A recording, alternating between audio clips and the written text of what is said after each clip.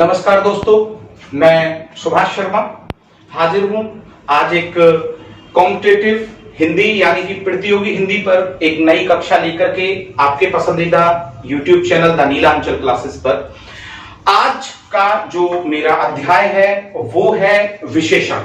और आप जानते हैं कि विशेषण से संबंधित प्रश्न हमें प्रतियोगी परीक्षा में अवश्य ही मिलता है, चाहे वो टेट लेवल पर हो, चाहे वो सुपर टेट लेवल पर हो, चाहे वो एसआई लेवल पर हो, चाहे वो कांस्टेबल लेवल पर हो, चाहे वो ट्रिपल एससी लेवल पर हो। तो चलिए हम शुरू करते हैं विशेषण।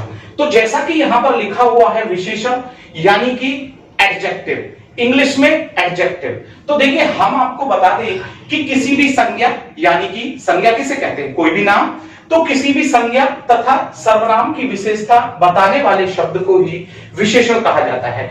यानी कि किसी भी नाम की विशेषता बताए या नाम के स्थान पर जो हम शब्द लिखते हैं विशेष सर्वनाम, उसकी विशेषता बताने वाला जो शब्द होता है वो क्या कहलाता है, विशेषण कहलाता है। मैं आपको थोड़ा सा यहां बता देता हूं। मैंने यहां पर जो स्पेशली बताया है कि संज्ञा तथा सर्वनाम की जो विशेषता बताने वाला शब्द होता है उसे हम क्या कहते हैं, उसे ही हम विशेषण कहते हैं। ठीक है, अब हम यहां से जब आगे बढ़ते हैं तो हम इस पर एक उदाहरण ले लेते हैं और इसे उदाहरण से समझने की कोशिश करते हैं। तो देखिए मैं उदाहरण यहां पर लिखे देता हूं। उदाहरण के रूप में आप यहां पर देखिएगा, ठीक है। तो देखिए हम उदाहरण में यहां पर बात कर रहे हैं कि रवि ने आज एक सफेद गाय खरीदी है। रवि ने आज एक सफेद गाय खरीदी है। जरा वाक्य पर गौर दीजिएगा क्योंकि बेसिक है, हमें इसे ध्यानपूर्वक समझना पड़ेगा। तो यहां वो कह रहे हैं कि रवि ने आज एक सफेद गाय खरीदी है। देखिए यहां पर आप जब देखेंगे तो जो गाय है वो गाय क्या है, यहां पर गाय संज्ञा है, आप समझ रहे होंगे, कोई नाम है, ठीक है ना। और इस नाम की जो विशेषता है वो क्या है, वो है सफेद। तो श्योर है कि ये जो सफेद है ये क्या कहलाया जाना चाहिए, यहां पर ये विशेषण शब्द कहलाया जाना चाहिए। समझ में आ गया, ठीक है। चलिए हम इसी के दूसरे उदाहरण पर चलते हैं। अब यहां पर कह रहे हैं हम इसका दूसरा उदाहरण, यहां बोल रहे हैं कि सतीश हमारा पुराना मित्र है। सतीश हमारा पुराना मित्र है। जरा यहां पर गौर दीजिएगा। देखिए यहां बात हो रही है कि जो सतीश है ना वो हमारा पुराना मित्र है। तो यहां पर मित्र क्या है, मित्र यानी कि कोई संज्ञा है, आप समझ रहे हैं, ठीक है। और इस संज्ञा की विशेषता क्या है, पुराना। तो जो संज्ञा की विशेषता बता रहा है ये क्या कहलाया जाएगा, यहां पर विशेषण कहलाया जाएगा, ठीक है। तो आप समझ गए होंगे, ठीक है। मैं आपको यहां पर एक विशेष बता देता हूं कि संज्ञा की विशेषता आप समझिएगा। मैं यहां पर कह दूं कि विशेषण की विशेषता बताने वाला शब्द, जरा मैं बताता हूं, विशेषण की विशेषता बताने वाला शब्द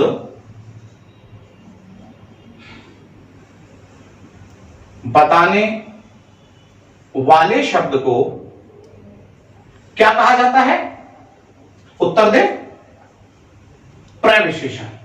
क्या प्रविशेषण कहा जाता है, प्रविशेषण कहते हैं। आप समझ गए होंगे, मैंने लिखा यहां पर कि जो विशेषण की विशेषता बताता है शब्द उसे हम क्या कहते हैं, उसे हम प्रविशेषण कहते हैं। तो ठीक है, दोबारा से देखिएगा, यहां वो कह रहा है कि विशेषण की जो विशेषता बताएगा उस शब्द को हम क्या कह रहे हैं, प्रविशेषण कह रहे हैं। हम इसे कैसे उदाहरण से समझे, तो देखिए मैं इस पर आपको उदाहरण देता हूं। और देखिए उदाहरण की जब मैं बात करता हूं तो मैं यहां पर लिख रहा हूं कि उन्होंने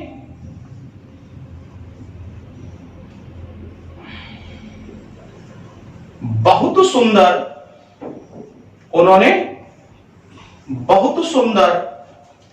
चित्र बनाया। ध्यान दीजिएगा, उन्होंने बहुत सुंदर चित्र बनाया। तो देखिए यहां पर आपको ध्यान देना है कि उन्होंने बहुत सुंदर चित्र बनाया। तो यहां पर ये चित्र क्या है? चित्र एक नाम है, तो श्योर है कि हम इसे संज्ञा कहेंगे।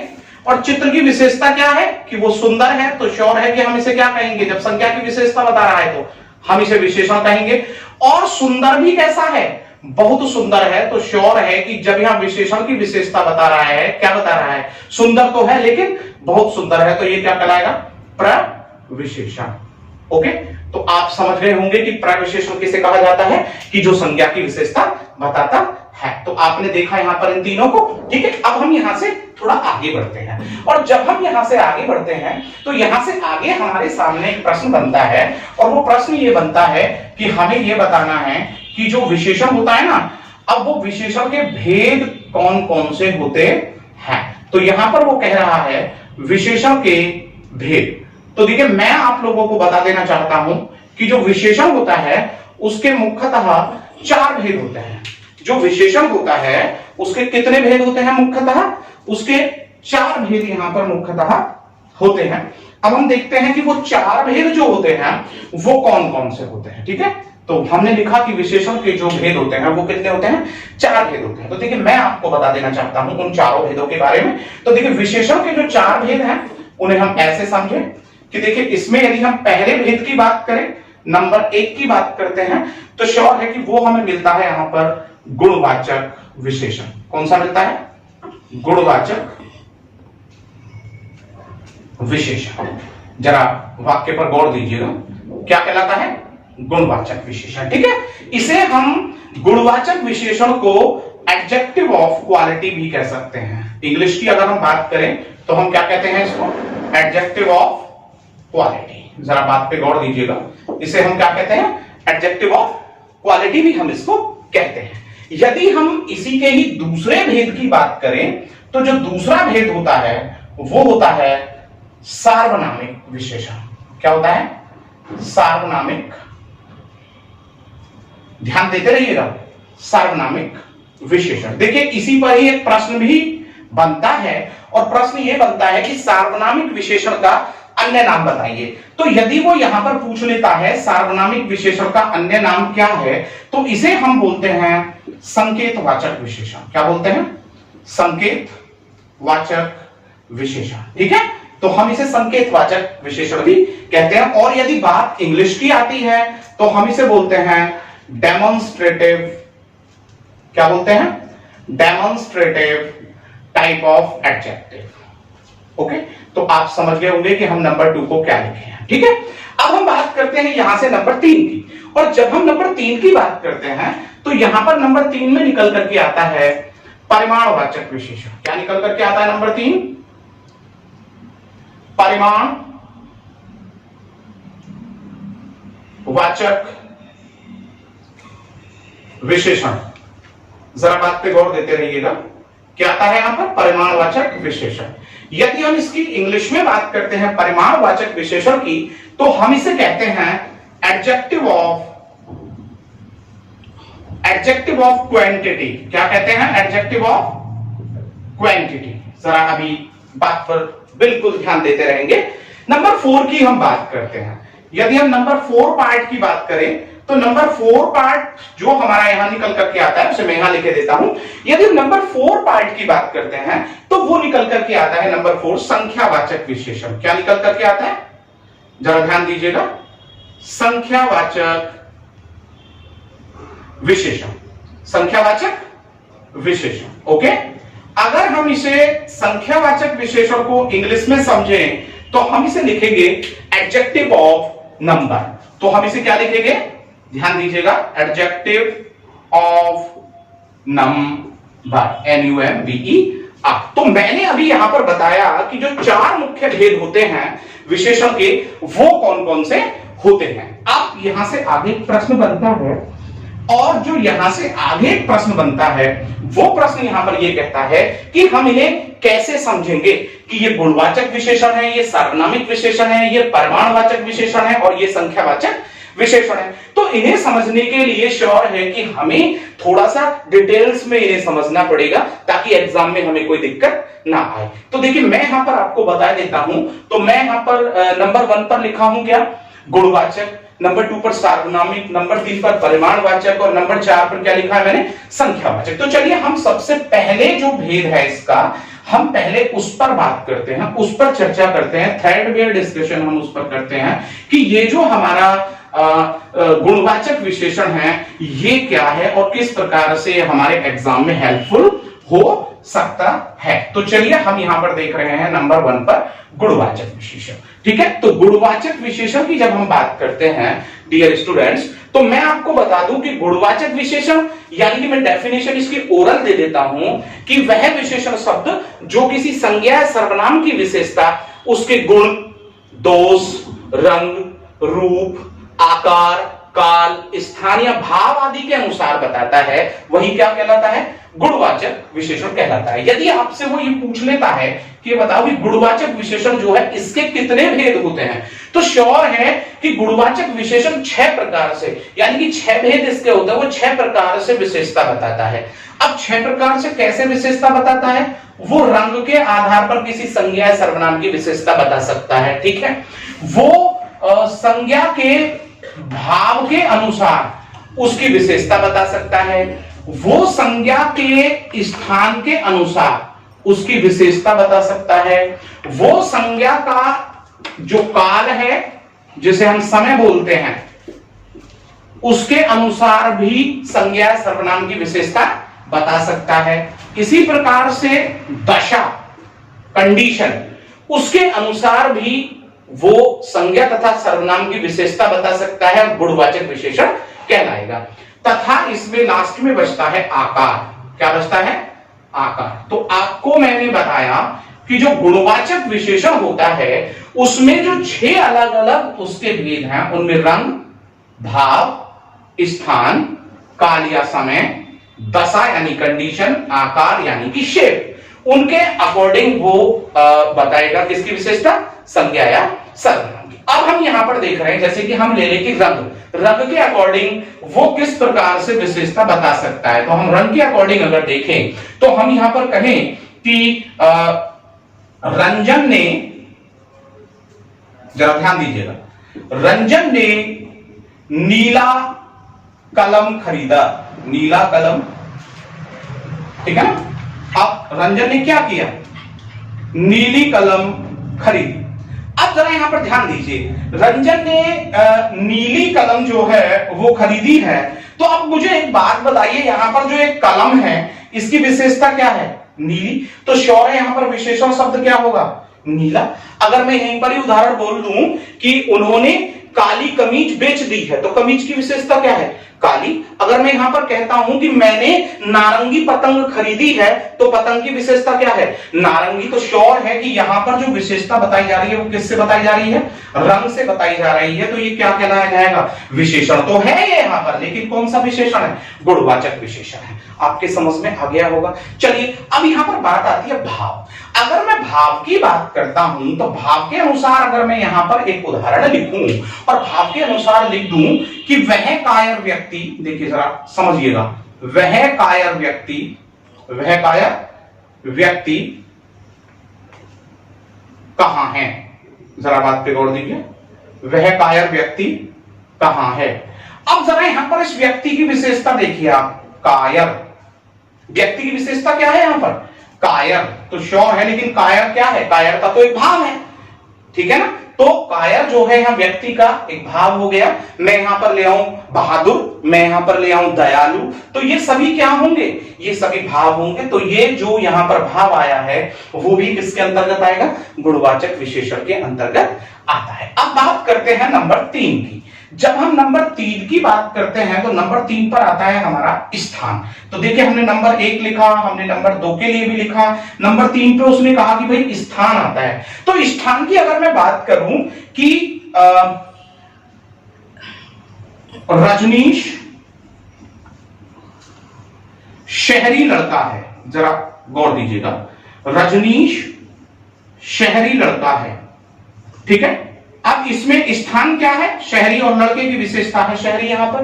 तो जब लड़के की विशेषता है तो श्योर है कि यहां पर ये क्या है, ये विशेषण है। लेकिन शहरी क्या दर्शाता है, स्थान को दर्शाता है। अगर मैं यहीं पर ही बोल दूं कि मोहन ग्रामीण लड़का है, ग्रामीण परिवेश से जो लड़का है, ग्रामीण लड़का है, तो लड़के की विशेषता क्या हो जाएगी, ग्रामीण हो जाएगी। और वो किसको बताएगा, वो स्थान को बताएगा। तो श्योर है कि ये क्या हो जाएगा यहां पर स्थानवाचक विशेषण। अब स्थान आता किसमें है, गुणवाचक में, तो गुणवाचक विशेषण हो गया। ठीक है, अब हम यहां से नंबर 4 की ओर चलते हैं। नंबर 4 यहां पर कह रहा है काल या समय। अब काल या समयवाचक जो विशेषण है वो भी किसमें जाता है, गुणवाचक विशेषण, क्योंकि वो काल और समय की। अगर मैं यहां पर नंबर 4 की बात करूं 1 2 3 4, तो नंबर 4 जब मैं यहां पर लिखूं तो नंबर 4 के लिए मैं यहां पर लिख देता हूं, आप देखिएगा, मैं कह रहा हूं कि सायंकालीन, क्या लिख रहा हूं, सायंकालीन प्रार्थना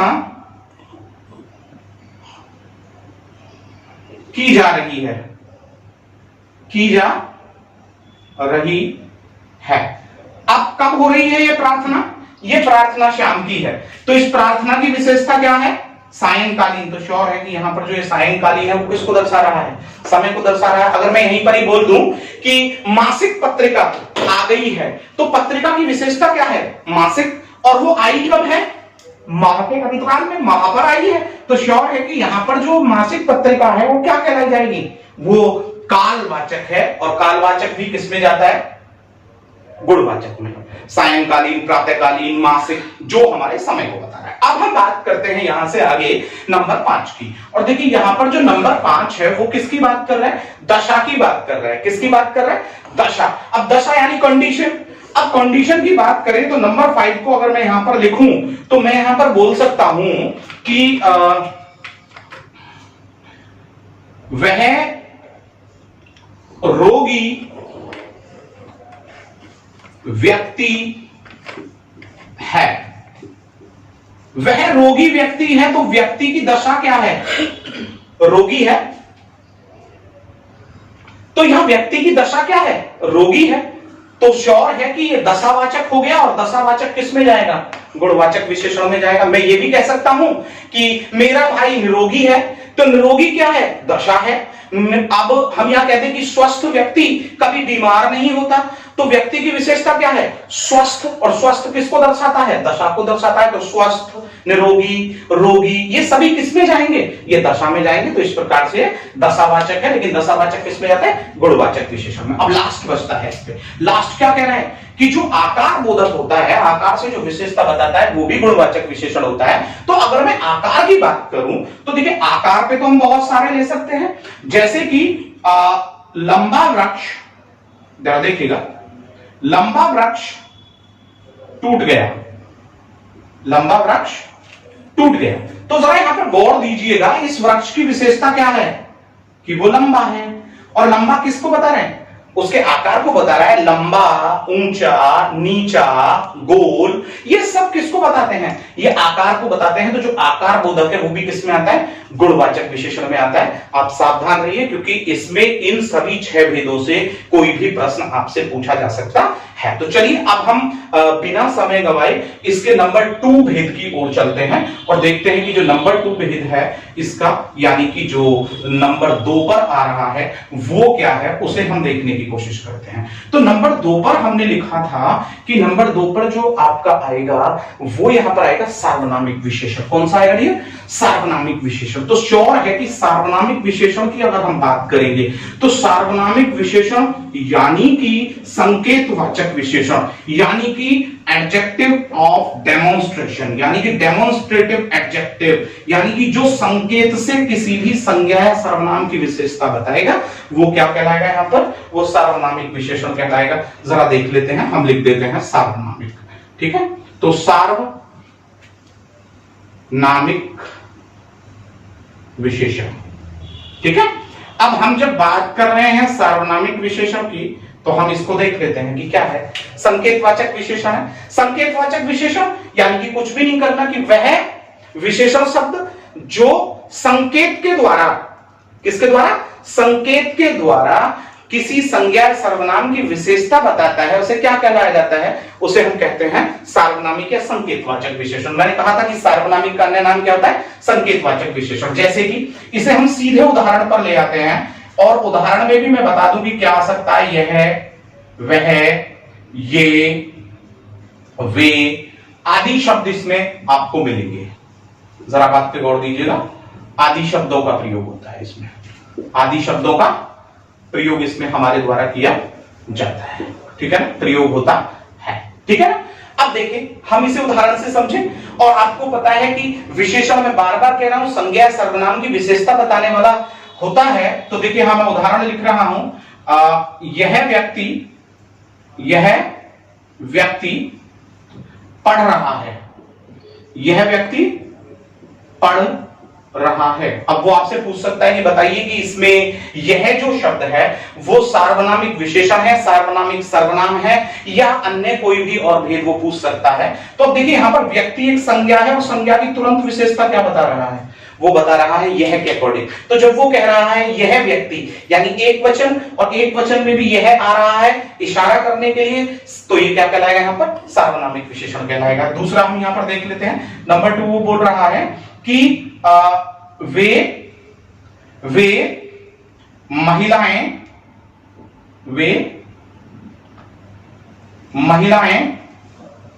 कहां हैं, वे महिलाएं कहां बैठी हैं, वे महिलाएं कहां बैठी हुई हैं, या वे महिलाएं कहां बैठी हैं। जरा यहां पर देखिए इन महिलाओं की विशेषता क्या हो रही है, वे, हम इशारा कर रहे हैं कि वे महिलाएं कहां बैठी हुई हैं। तो श्योर है कि यहां पर महिलाओं की विशेषता क्या है, वे। और जब यहां पर संज्ञा की विशेषता बताई जा रही है वे के द्वारा, तो श्योर है कि ये क्या कहलाया जाएगा, यहां पर वो सार्वनामिक विशेषण कहलाया जाएगा, यानी कि संकेतवाचक विशेषण कहलाया जाएगा। चलिए हम तीसरा और देख लें। तीसरा हम यहां पर बोल रहे हैं कि वह पेड़ अब नहीं काटा जाएगा, वह पेड़ अब नहीं काटा जाएगा। जरा मेरी बात पे गौर दीजिएगा। अब उसने कहा कि वह पेड़ अब नहीं काटा जाएगा, तो हम इशारा करके बता रहे हैं कि वह पेड़ अब नहीं काटा जाएगा। तो पेड़ की विशेषता क्या है, वह। तो श्योर है कि ये क्या कहलाया जाएगा, यहां पर ये भी यहां पर सार्वनामिक विशेषण कहलाया जाएगा, ठीक है। तो अब हम यहां से आगे बढ़ेंगे, लेकिन इससे पहले मैं बता दूं कि इसमें सार्वनामिक सर्वनाम भी होता है, लेकिन यहां पर यह वह ये वे के बाद जब कोई संज्ञा या सर्वनाम नहीं आएगा तो श्योर है कि वो क्या कहलाएगा, संज्ञा अगर नहीं आ रही है तो वो सार्वनामिक सर्वनाम होगा, और यदि इसके तुरंत बाद कोई संज्ञा आ रही है तो श्योर है कि वो सार्वनामिक विशेषण होगा। चलिए हम नंबर 3 की ओर चलते हैं, और नंबर 3 में अब हम देख लेते हैं कि हमें किसे देखना है। तो जैसा कि मैंने आपको बताया था कि नंबर 3 पर हम बात करेंगे एडजेक्टिव ऑफ क्वांटिटी। अब एडजेक्टिव ऑफ क्वांटिटी क्या है, क्वांटिटी मींस होता है मात्रा। तो अब जो हम बात करेंगे यहां पर वो बात करेंगे हम मात्रावाचक विशेषण की। देखिए नंबर 1 ही लिखा रह गया है प्रिय छात्रों, लेकिन यहां पर दोस्तों आपको लिखना है नंबर 2, तो जैसे कि मुझे यहां पर लिखना है नंबर 3। तो अब इसको जरा देखिएगा, नंबर 3 की बात हम यहां पर कर रहे हैं, और हम यहां पर बोल रहे हैं मात्रावाचक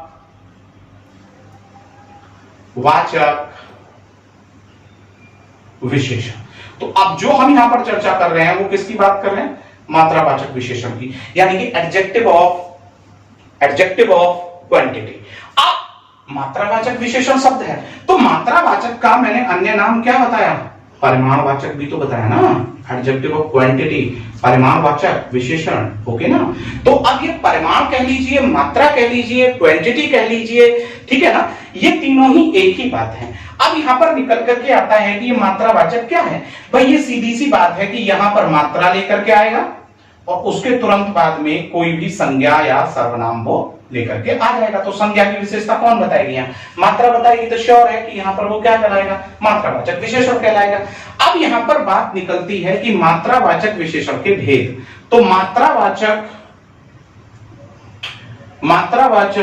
विशेषण के 2 भेद होते हैं। मात्रावाचक विशेषण के कितने भेद होते हैं, के 2 भेद होते हैं, याद रखिएगा। कितने भेद होते हैं, 2 भेद होते हैं, ठीक है ना। अब बात यहां पर निकल करके आती है कि ये 2 जो भेद होते हैं ये कौन कौन से होते हैं। एक तो होता है निश्चित मात्रावाचक, जरा बात पे गौर दीजिएगा, निश्चित मात्रावाचक। अब ये निश्चित मात्रावाचक क्या है, यानी कि डेफिनिट क्वांटिटी कैसी मिलेगी, डेफिनिट क्वांटिटी। और एक होता है डियर आपका अनिश्चित मात्रावाचक। क्या होता है, निश्चित और क्या मात्रावाचक विशेषण। इसके दो भेद हैं, ठीक है, वो पूछ सकता है कि ये निश्चित मात्रावाचक है या अनिश्चित मात्रावाचक है। एक तो डेफिनिट और एक इनडेफिनिट, यानी कि क्वांटिटी जो होगी वो डेफिनिट भी हो सकती है और इनडेफिनिट भी हो सकती है विशेषता बताते समय, ठीक है। अब निश्चित में क्या क्या आना चाहिए? निश्चित मात्रा की बात करें तो यहां पर 1 हो सकता है, 2 हो सकता है, 3 हो सकता है, आदि कर दूं मैं यहां पर, ठीक है ना, ओके। अब यहां पर क्या होगा अनिश्चित में? यहां पर कुछ हो सकता है, यहां पर बहुत हो सकता है, यहां पर थोड़ा हो सकता है। अब अगर हम थोड़ा बहुत इन सबको देखने की कोशिश करें तो ये डेफिनिट नहीं है, ये सबके सब अनिश्चित हैं, इसलिए इन्हें अनिश्चित। लेकिन एक बात याद रखेंगे कि इनके तुरंत बाद मैंने बताया संज्ञा होगी, लेकिन संज्ञा किस प्रकार की होगी? वो मात्रा के रूप में। मात्रा जो यहां पर दी गई है वो मात्रा जो होगी वो कैसी होती है? क्योंकि संख्या में भी कुछ शब्द यही यूज हो सकते हैं और मात्रा में भी होंगे, जैसे कि मात्रा के रूप में किलो हो सकता है, लीटर हो सकता है, टन हो सकता है, लेकिन अगणनीय मात्रा कैसी होगी? अगणनीय। मैं फिर से बता देता हूं, अगणनीय यानी कि अनकाउंटेबल। क्या होगी ये? अनकाउंटेबल होगी। कैसी होगी? अनकाउंटेबल यहां पर वो दे दी जाती है। अब अनकाउंटेबल मात्रा कैसी होती है? अनकाउंटेबल मात्रा और काउंटेबल मात्रा, इन दोनों को थोड़ा सा यहां पर ध्यान देना है। इसमें दोनों बातें निकल करके आपके सामने आएंगी। कैसे आएंगी? इसमें मैंने कहा कि किलो भी हो सकता है, तो टन भी हो सकता है, तो मन भी हो सकता है। किस प्रकार से होता है अब जरा यहां पर देखते हैं। मात्रा हमने कहा एक तरफ अगणनीय और एक तरफ क्या कर दिया? गणनीय। अब ये दोनों में क्या अंतर है? अंतर यह है कि अब आप इसे उदाहरण से समझिए। अभी हमने कहा कि मैंने 1 किलो चाय खरीदी, मैंने 1 किलो चाय खरीदी। जरा बात पे गौर देना। मैंने 1 किलो चाय खरीदी। पहले तो ये देखिए कि चाय क्या है, यहां मात्रा है, और चाय जो है यहां पर एक संज्ञा है, तो उसकी मात्रा क्या है? 1 किलो। और जब ये 1 किलो है तो ये निश्चित हो गई, तो ये गणनीय हो गई, तो यहां पर ये श्योर है कि ये है तो मात्रावाचक विशेषण। लेकिन मात्रावाचक विशेषण में भी ये क्या कहलाया जाएगा? निश्चित मात्रावाचक विशेषण कहलाया जाएगा, क्योंकि हम इसको क्या कर रहे हैं? मेजर कर पा रहे हैं, हम माप पा रहे हैं इसको। जैसे कि उसने दूसरा बोला उसने कि मैंने, अब जरा इसी पर बात देखिएगा, मैंने थोड़ी चाय खरीदी, ठीक है, चाय की पत्ती, लीव्स ऑफ टी। अब वो कह रहा है मैंने थोड़ी चाय खरीदी, तो यहां पर चाय की विशेषता क्या है? थोड़ी। लेकिन यहां पर जो थोड़ी है, तो चाय जो है वो भी तो मात्रा में ही होगी। अब चाय जब वहां पर मात्रा है, थोड़ी खरीदी मैंने, तो थोड़ी यहां पर मात्रा है, मगर मात्रा कैसी है? चाय तो यहां पर संज्ञा होगी और उसकी विशेषता क्या है? थोड़ी। मात्रा है, लेकिन मात्रा भी कैसी है? अनिश्चित है। तो श्योर है कि ये अनिश्चित मात्रावाचक क्या कहलाएगा? विशेषण कहलाया जाएगा। फिर से हम देख लेते हैं। नंबर 3 उदाहरण यहां पर देखते हैं। अब यहां पर लिख रहे हैं रमेश ने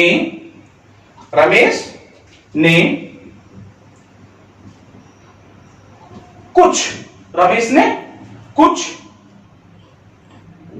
गुड़ खाया। जरा बात पे गौर दें। रमेश ने कुछ गुड़ खाया। गुड़ यहां पर संज्ञा है, रॉ शुगर, और जब गुड़ यहां पर संज्ञा है तो उसकी विशेषता क्या है? कुछ। तो गुड़ तो मात्रा में होता है। हम ये थोड़ी बोलेंगे कि रमेश ने 1 गुड़ खाया, रमेश ने 2 गुड़ खाया, रमेश ने 3 गुड़ खाया। नहीं, वो तो हो ही नहीं सकता, क्योंकि मात्रा को हम नहीं ले जा सकते 1 गुड़, 2 गुड़, 3 गुड़ में यहां पर। तो रमेश ने कुछ गुड़ खाया, तो कुछ कैसी मात्रा कहलाई? अनिश्चित वाचक। लेकिन अगर मैं यहीं पर ही ऐसे कह दूं, रमेश ने 250 ग्राम गुड़ खाया। अब जरा वाक्य को गौर दीजिए। रमेश ने क्या खाया? 250 ग्राम गुड़ खाया। तो श्योर है कि यहां पर ये क्या कहलाया जाना चाहिए? ये निश्चित मात्रावाचक विशेषण कहलाया जाना चाहिए। मात्रा आ रही है, ठीक है ना? बात समझ में आ गई होगी आपके। तो आप निश्चित और अनिश्चित को समझ गए होंगे, ठीक है। मैं इस पर और उदाहरण बोल देता हूं। जैसे कि मैं यहां पर बोलूं आपको कि 2 मन गेहूं उसने अभी अभी बेचा है। तो यहां पर जो गेहूं है वो मात्रा में चलता है। हम ऐसे बोले उसने 2 गेहूं बेचे हैं, 4 गेहूं बेचे हैं, 5 गेहूं बेचे हैं, ऐसे नहीं बोलेंगे। तो उसने 2 मन गेहूं जब बेचे हैं तो गेहूं की विशेषता क्या है? मन। तो यहां पर श्योर है कि जो 2 मन गेहूं है वो हमारा जाएगा निश्चित मात्रावाचक में। लेकिन अगर मैं ये कह दूं यहां पर कि उसने कुछ मन गेहूं बेचा है, तो कुछ मन गेहूं बेचा है तो हम कंफर्म नहीं है कि कितनी मात्रा में बेचा है, तो ये किस में जाएगा? अनिश्चित मात्रावाचक में जाएगा। चलिए अब हम यहां से इसका जो तीसरा भेद है उसे लेके चलते हैं। अब जो हमारा यहां पर तीसरा नहीं, जो चौथा भेद यहां पर निकल करके आ रहा है, अब हम उसको देखने की कोशिश करते हैं। ठीक है, अंतर कुछ नहीं मिलने वाला है, जरा ध्यान दीजिएगा इसमें। और अंतर कैसे नहीं आने वाला है तो उसे जरा ध्यान दीजिएगा। कैसे? हम बात कर रहे हैं यहां पर संख्यावाचक विशेषण की। बिल्कुल सेम चलेगा, बस अंतर देखिएगा यहां पर क्या जाने वाला है। मैं इसको मिटा भी नहीं रहा हूं, इसलिए ये मैं मिटा देता हूं। चलिए अब देखिए, यहां पर उसने कहा कि अनिश्चित मात्रावाचक, और ये जो अभी मैंने मात्रावाचक पढ़ा है यहां पर। अब यहां पर आ रही है संख्यावाचक विशेषण की बात। तो देखिए हमने यहां पर क्या लिखा? संख्यावाचक विशेषण। क्या लिखना है नंबर 4 पे? संख्यावाचक विशेषण। ठीक है, नंबर 4 को देख लेते हैं। ओके, नंबर 4, और नंबर 4 ने बोला कि संख्यावाचक विशेषण। अब जब हम संख्यावाचक विशेषण की बात कर रहे हैं, यानी कि एडजेक्टिव ऑफ नंबर की बात कर रहे हैं, तो वो यहां पर वो ही बोलने वाला है कि जो संख्यावाचक विशेषण होता है ना, क्या होता है? संख्यावाचक विशेषण। तो जिस प्रकार से मात्रावाचक विशेषण के 2 भेद रहे, उसी प्रकार से जो आपका संख्यावाचक विशेषण है उसके भी 2 भेद होंगे। अब हमने केवल क्या हटाना है यहां से? देखिए, अभी यहां निश्चित मात्रावाचक था, अब हमने यहां पर क्या कर दिया? निश्चित संख्यावाचक। अब निश्चित संख्यावाचक और एक अनिश्चित संख्यावाचक, जरा बात पे गौर दीजिएगा। एक अनिश्चित संख्यावाचक, एक तो डेफिनिट नंबर और एक इंडेफिनिट नंबर। अब निश्चित संख्यावाचक क्या होगा जरा देखें यहां पर। इसमें भी वही आएगा बिल्कुल जो मैंने पहले लिखा, 1 2 3 4 5 6, लेकिन उसमें तो इनके बाद आ रही थी मात्रा। ठीक है ना? और इसमें जो भी यहां पर आएगी वो इसके बाद क्या आएगी? यहां पर संख्या आएगी, और वो भी गणनीय आएगी। कैसी आएगी? जिसे आप गणनीय, यानी जिसकी गणना कर सके, काउंटेबल नाउन यहां पर मिलेगी। अनिश्चित में क्या होगा? देखो वही सब, कुछ, बहुत से, ठीक है ना, आदि। देखिए यहां पर जो हम बात करेंगे इन शब्दों की, तो ये सब कैसे होंगे? ये इंडेफिनिट नंबर्स होंगे, लेकिन इनके बाद भी जो संज्ञा आएगी वो गणनीय होगी। तो यहां पर जरा मेरी बात पे गौर दीजिएगा कि जो यहां पर आएगी आपकी संख्या, और यहां पर क्या आएगी? संज्ञा। तो यहां पर जो ये संज्ञा होगी ना, जैसे मैंने उसमें अगणनीय बताया था, तो यहां पर ये कैसी होगी? गणनीय होगी। उसमें मैंने जो सर्किल किया था वो किसको किया था? अगणनीय को। तो मैं इसमें किसको करूंगा? गणनीय को मैं यहां पर करूंगा। ठीक है, तो चलिए अब मैं इसको देख लेता हूं, उदाहरण से देखते हैं। अब देखिए यहां पर अगर मैं उदाहरण नंबर 1 की बात करूं, और यहां पर ऐसे बोला जाए कि मैंने 4 कार खरीदी। मैंने 4 कार खरीदी। आप काउंट कर सकते हैं 1 2 3 4। मैं ये नहीं बोल रहा हूं मैंने 4 गुड़ खरीदे, मैंने कहा मैंने 4 कार खरीदी। गुड़ की बात होती अनकाउंटेबल हो जाता वहां पर। क्यों हो जाता? क्योंकि मात्रा तो अनकाउंटेबल जाती है। तो मैंने 4 कार खरीदी। तो देखिए कार की विशेषता क्या है? 4। तो इसे जब मैं गिन पा रहा हूं तो क्या हो गया? निश्चित संख्यावाचक हो गया। लेकिन अगर मैं यहां पर ऐसे लिख दूं, मैंने कुछ कार खरीदी, जरा बात पे गौर देना, मैंने कुछ कार खरीदी। ठीक है ना? अब मैंने कुछ कार खरीदी, तो कार तो यहां पर काउंटेबल है, वही कह रहा है कि गणनीय आएगी। तो कार तो यहां पर काउंटेबल है, और उनकी विशेषता क्या है? कुछ, लेकिन कुछ तो अपने आप में अनिश्चित हो गया ना, मुझे नहीं पता कितनी, हाउ मेनी।